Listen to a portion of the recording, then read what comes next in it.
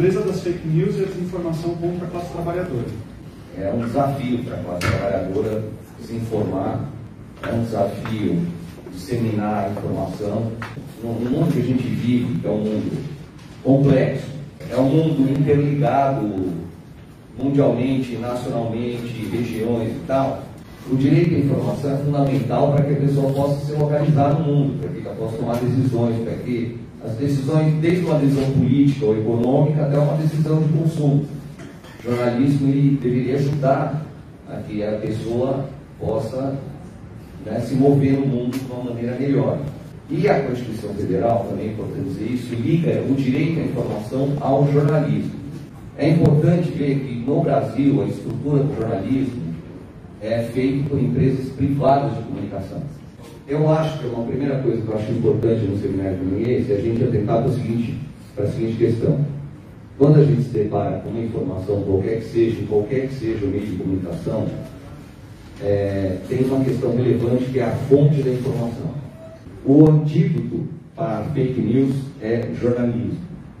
O antídoto é a gente aprender, e a gente aqui como leitor, aprender a buscar informação factual dentro do noticiário.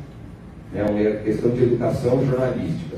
Nós, como Federação Nacional de Jornalistas, defendemos a taxação das plataformas, 6% de taxação do faturamento bruto das plataformas, para fazer um fundo de financiamento para o jornalismo no Brasil. Então, essa é uma maneira de a gente abordar a questão das plataformas do ponto de vista concreto. Taxar os caras, tirar o dinheiro, uma parte do dinheiro dos caras e fazer um fundo de investimento.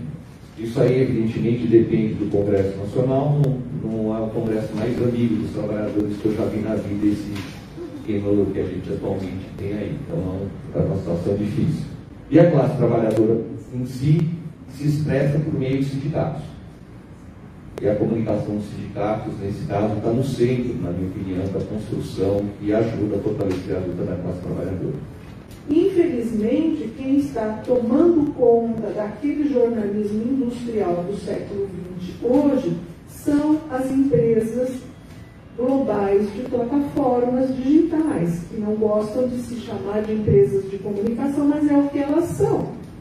Então, quem manda no jornalismo hoje, desculpe dizer isso, mas é o Google e o Facebook, é a Meta. Então, são eles que mandam no jornalismo. Por quê? Porque eles é que mandam na publicidade, não só no Brasil, mas no mundo. E nós somos a mercadoria dessas plataformas. É a nossa atenção. Então, só aparece no banheiro quem a empresa, o negócio que se destaca, não é? Que aparece com muita audiência. Então, existe um mecanismo para gerar audiência, tem que chamar a sua atenção. Não pode ser qualquer coisa. Então, é claro que se eu colocar lá, olha, um macaco voou, todo mundo vai querer ver o macaco que voou, porque é engraçado. Até você sabe que é mentira, mas você vai dar um clique lá. Não interessa para eles se é mentira ou se é verdade. Interessa que chamou a sua atenção. Ou a gente faz alguma coisa, ou então a gente está submetido a essa lógica. E nós vamos nos tornar cada vez mais imbecis, servidores dessas empresas. Nada contra a tecnologia, quanto o uso que se faz dela em prol de alguns.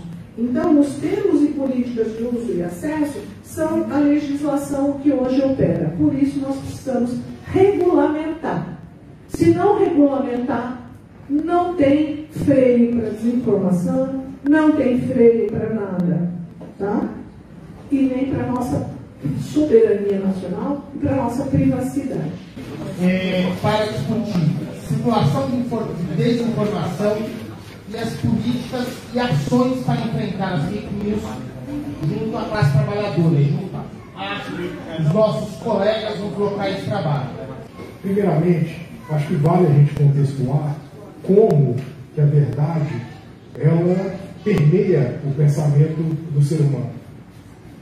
Não é à toa, e nós tivemos um exemplo vivo aqui no Brasil, que um slogan, uma tática, uma técnica de comunicação que envolvia a verdade muito forte que nós conhecemos, foi o slogan de campanha do Jair Bolsonaro em 2018, que utilizou uma frase bíblica: conheceis a verdade vos libertará, para poder se conectar às massas de alguma maneira, e da maneira com que ele ganhou, e tem ainda certa resiliência nas ideias, na cabeça de cada pessoa, dá para imaginar que alguma estratégia de comunicação, apesar da gente saber do monstro que ele é, vamos dizer assim, alguma estratégia de comunicação ali foi eficiente para captar as massas. E não é à toa que a gente está vivendo a crise que a gente está vivendo, que é uma crise de comunicação e de trabalho que são muito parecidas se a gente for parar para pensar. Porque elas se conversam muito na raiz, na profundidade dessa dinâmica que a gente acredita que é a dinâmica que nós vivemos no nosso dia a dia. E nesse sentido, os sindicatos, que é a organização dos trabalhadores e trabalhadoras, eles acabam tomando um papel primordial no combate dessas mentiras, fake news, dessas distorções, desses ruídos.